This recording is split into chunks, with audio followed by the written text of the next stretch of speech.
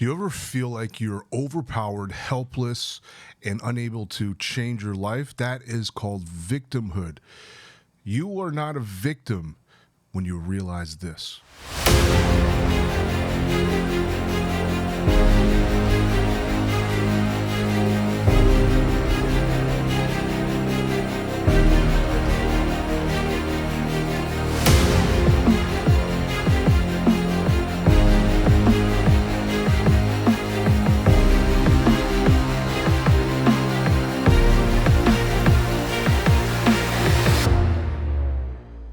This is Dr. Spencer Coaches. Today, I'm going to talk to you about victim mentality and how to get out of it.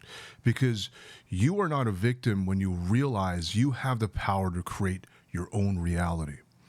Now, being a victim, I can really talk about this because I came from an experience of being abused when I was 4 and 5.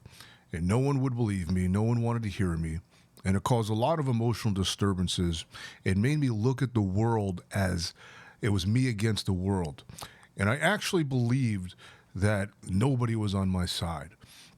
And thank God, I personally believe in a creator God, that God helped me by bringing love into my life and creating friendships. But on my own, I'm not here to talk about religion, but on my own, I always believed that people were against me, because people made fun of me, nobody supported me. So I always believed that I was on my own and had to do everything myself. So it made me really independent, but I always was suspicious of everybody, always on guard, always looking out for people's intentions, and even a bit naive with some people. Let myself get used, let myself be lied to and conned, and that didn't really roll over well with me. I got angry. I'd walk around with a chip on my shoulder and was really vindictive and always thought, well, I'm going to show these people up one day. And I carried that mentality around for a very long time until I experienced community. I experienced a sense of belonging with people who also went under similar abuse, and sharing my story with them and hearing their story made me realize I'm not the only one who has gone through this.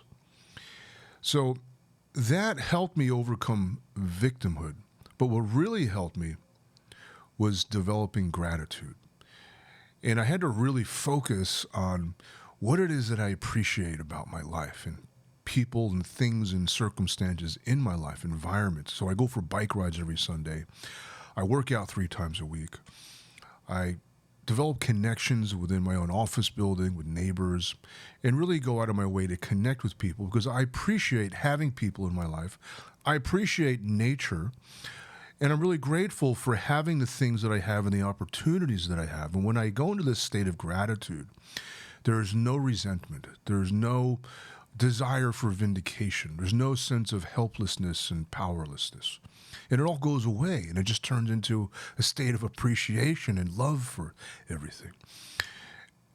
Now, that being said, it didn't come that easy. I did a lot of emotional processing. A psychologist, psychiatrist, shaman. I lived with a Native American medicine woman.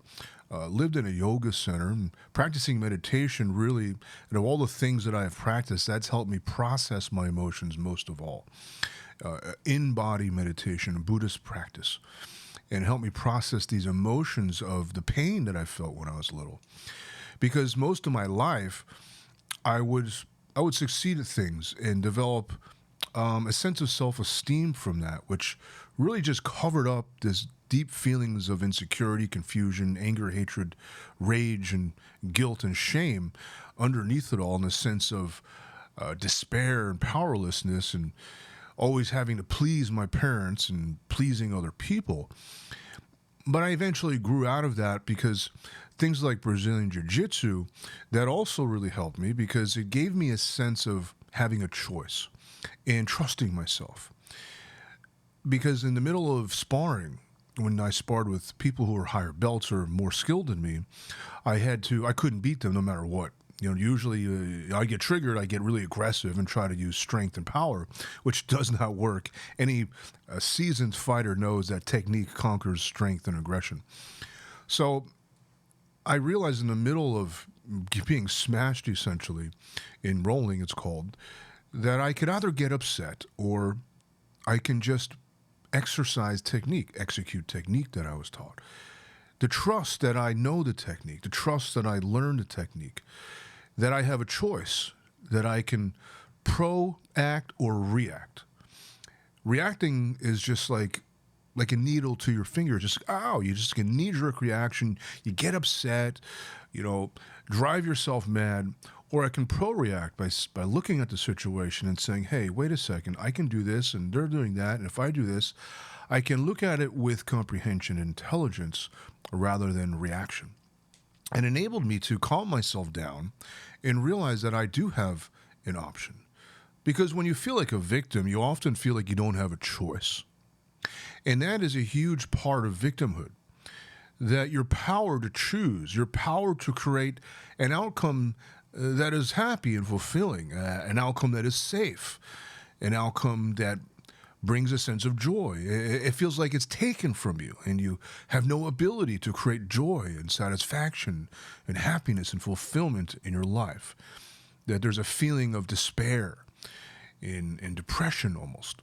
And that experience of being a victim is often used for self-pity, getting people to feel sorry for you and just sucking their time and energy. And a lot of people do this. And I'm not saying they're bad people. It's just a way they don't know how to deal with these feelings of despair and powerlessness and, anguish. I mean, that's what's underneath the anger, rage, fear, guilt, and shame. And to process these emotions takes a lot of courage. I had to face them, and I did in sitting meditation. And I convinced myself that I was safe, where I can open up to my own vulnerability and process these emotions out of me. Now, it didn't get me out of victimhood. It got me into dealing with the feelings associated with victimhood. It was gratitude and choice, realizing that I can choose my reality. I can choose the actions that I take to create the outcome that I want. In sparring, it's winning or protecting myself, being safe. Often, the victim mentality, you don't feel safe. You always feel like there's danger around every corner. You can't trust anybody. That someone's out to get you, or life is out to get you, and you've been robbed, or things are unfair. And that's often associated with feeling like a victim. Really, self-pity is just feeling sorry for yourself. And when you go down that road, that is the doorway to darkness. You just go into a deep state of depression. And you go into a sense of learned helplessness, where you can improve the situation, but you actually choose not to, due to the comfort. Sometimes suffering is comfortable because it's familiar and you get really used to it. And to experience connection and belonging or a sense of empowerment is scary because it's unfamiliar. So a lot of people choose to stay depressed, have anxiety, and feel sorry for themselves and kind of be a downer all the time, because it's what is known to them. It's very familiar. And you get stuck in this victim mentality. I got to say, from a person who hasn't experienced deep levels of trauma, where your victimhood comes from is failure. If you fail over and over again, that's a sense of victimhood. You feel like life isn't fair. You actually tell yourself that. The circumstance, you start to blame everybody. Blame the circumstance, blame the situation. And it's really feeling powerless. Even getting angry and lashing out is from a place of victimhood. Hey, you did something to me and I'm angry about it. I'm upset about it. And the cause of that upset is a feeling of hopelessness, powerlessness, and helplessness. And there's a bit of anguish in there because you don't know what to do. You feel helpless. The discriminatory mind just wants to react. It just wants to survive. And when you get into the victim consciousness, you're going to live life from the point of view of just surviving, just to survive and fix, just to get by, just to deal. And there's no sense of thriving. There's no sense of abundance. You get stuck in poverty consciousness, where you never, or you always feel like you never have enough. That's the sense of powerlessness. And I'm not trying to focus on all the negative. I'm describing because you need to be aware of what's happening. You need to be honest with how you feel. If you're not honest with how you feel, you can't process the emotions behind victimhood, and then you're always going to stay trapped in that feeling of powerlessness. And you're never going to believe wholeheartedly that you do have the power to change your life and change your situation. Even if it's presented to you, the answers, the solutions, you will not take them because you don't believe in yourself. There's a big sense of low self-worth and low confidence in victimhood. So when you live in the feelings of just surviving, you only live to look good. You may even begin to just please other people. You become a people pleaser.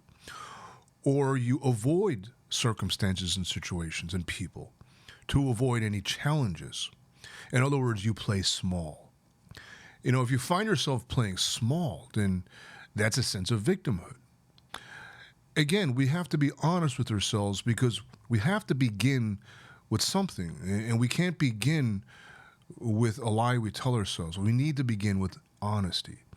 That's how you transform yourself from any level, from any position. It comes from a place of honesty, being honest with yourself, being honest with how you feel, honest with what you think, and honest about your accountability. Because if you're not taking action, you're not being accountable. You're not being responsible. It means that you'd rather just play victim and make excuses, point fingers and blame, and then justify why you're in that boat. You follow what I'm saying? And you may not want to hear this. This is the cold, hard truth about victimhood, about transcending it. Let's look at the victim triangle. This is another example. When you have a victim, you're going to have a victimizer. There's always some form of victimizer, an abuser, that turns you into a victim. They did this to me. They're always behaving like this towards me. The circumstance is always like this to me. And it's doing it to me. You always feel like life is overpowering you. A person is overpowering you. And you feel like you have no choice. Hence the powerlessness, the helplessness. And then you talk to somebody about it, and then they feed that. It's called the victim triangle. And they feed that, oh my God, it's so terrible. Wow, they are a bad person. Wow, that's a bad situation.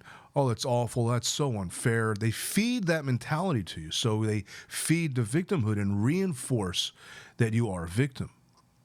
Whether it's a victim of poverty, a victim of circumstance, you're born into a bad situation, you're born into orphanage or something like that, and you feel like you have no choice. Your parents were a-holes to you, narcissistic abusers, but you're at an age now where you have the power to do something, and you still get stuck in that childhood mind because the emotions of childhood are not processed. To clear them out of you, you can get to a certain point. I got to a very successful level as a doctor and a chiropractor, and then all of a sudden I got triggered, and all these emotions took over my mind.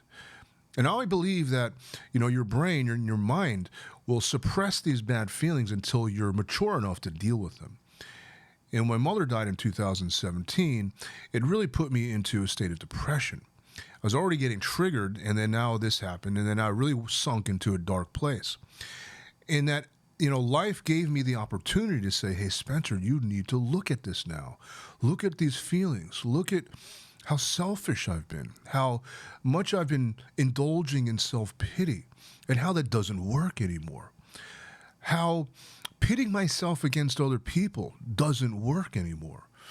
That there's no love in that state of mind. It's just not a good way of being. And here's the solution. So I went to basically a life coaching program called the Landmark Forum. I'd already done yoga, lived with the shaman, did a lot of self-examination. I thought I figured myself out. But I realized I was living just out of survival, just wanting to look good, to impress other people, to win the respect and approval of my parents. I was playing this role unconsciously.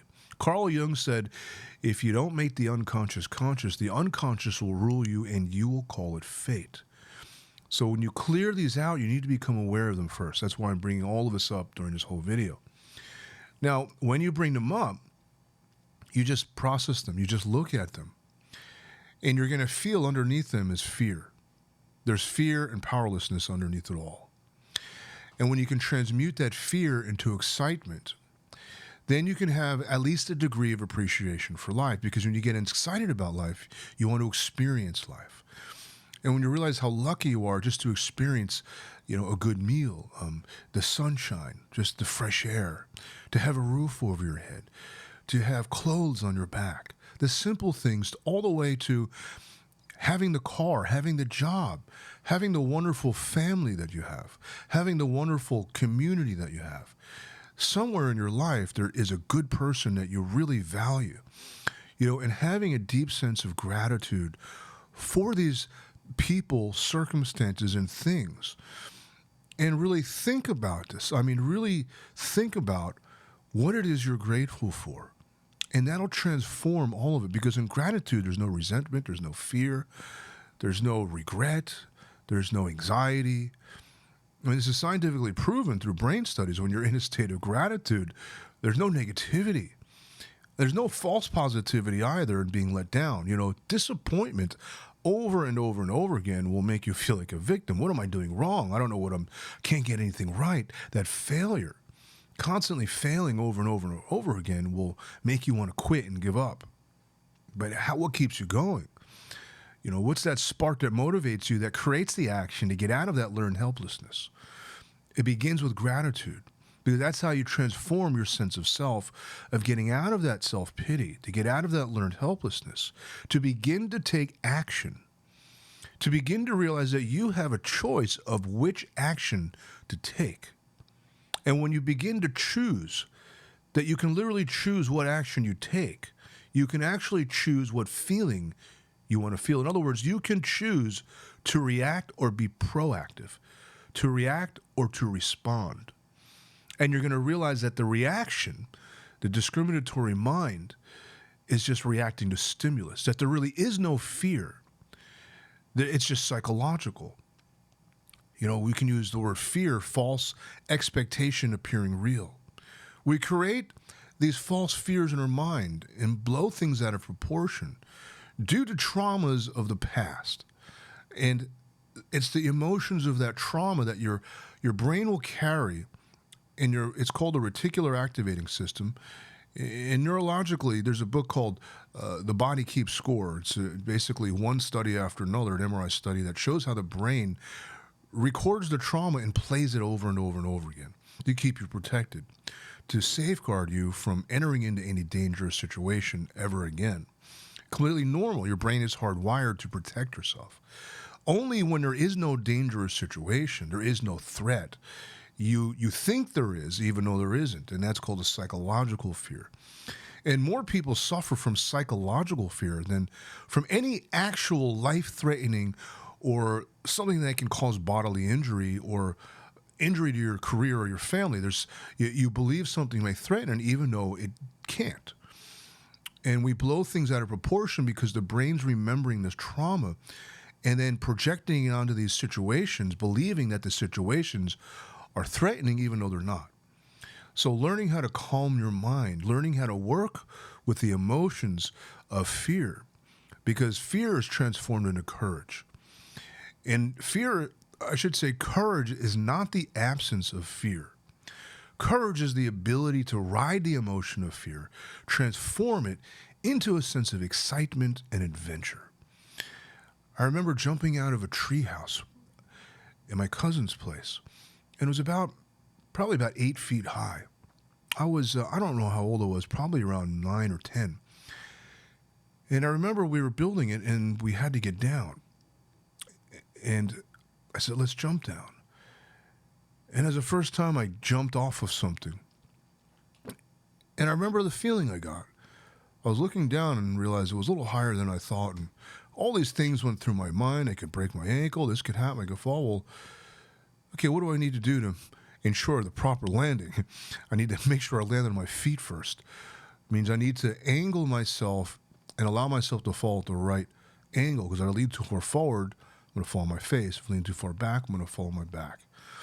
I can't get caught on anything because that's going to put me in a rotation and cause God knows where I'm going to land after that.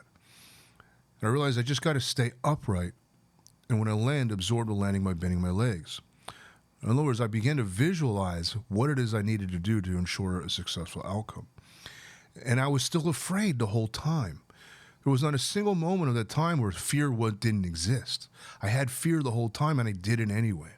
And that is what courage is. You feel the fear, but you do the action anyway. You take the chance. You take the risk. It is a risk that is mitigated. It is a calculated risk. Because any sense of adventure, any sense of advancement, any sense of moving forward in your life is going to have an element of uncertainty. And embracing the uncertainty creates a sense of adventure. It makes things exciting. If you knew what's going to happen next all the time, life would be pretty boring. Life can't be predictable all the time. So you got to learn how to take risks and take a chance and ask that girl out, or have that talk with your significant other, or apply for that job, or apply for the raise, or just learn how to connect with people and express appreciation, to create connections with others. Take that chance. Because when you have gratitude and when you have choice, that's how you get out of victimhood. You got to cultivate, or you got to believe that you can, because it's possible. It's possible to get out of the wheel of victimization when you learn to actualize who you really are. When you learn to use your mind to create rather than to react. You use your thoughts, create thoughts, and then your thoughts influence your emotions influence your behavior influences your action, and then you get the result that you want. It starts with your thoughts. So you clear your head, watch your thoughts, and consciously think thoughts. In other words, realize your options that you have and plan those out. What does the options entail? And how capable are you of carrying out those options? And how willing are you to learn? And there's always going to be elements that are unknown, which makes it an adventure and makes it exciting. Now, that's a pretty in-depth explanation of how to do it, but still, it doesn't work unless you take the chances to take actions. And if you're unsure about what your options are, what steps you can take, well, I can help you with that. That's what I do as a life coach. Go ahead and leave a comment below. My contact information will be in the description of the video. And leave a message, and I'll respond. This is Dr. Spencer Coaches. I sure hope that helps.